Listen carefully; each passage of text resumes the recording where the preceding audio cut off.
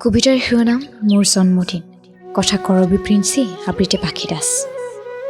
চাওঁতে চাওঁতে আজি ২৫ বছৰত ভৰি দিলোহি।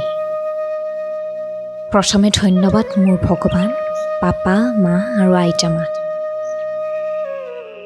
পাপা মায়ে মোক পৃথিৱীখন দেখালে আৰু আইতা মায়ে প্ৰথম খোজটো কেনেকৈ দিব লাগে শিকালে।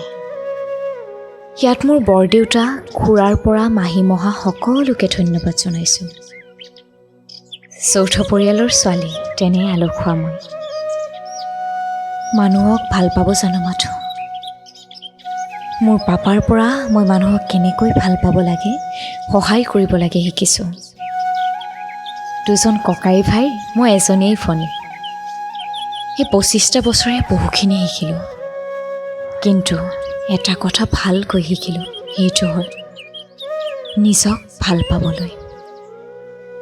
মোক ভাল পোৱা সকলোকে বহুত মৰম, আৰু মোৰ লগত মোৰ মৰমৰ বন্ধু বান্ধৱী ইমান বছৰৰ পৰা লগত থকাৰ বাবে বহুত মৰম। আশা কৰোঁ আগলৈ থাকিবা।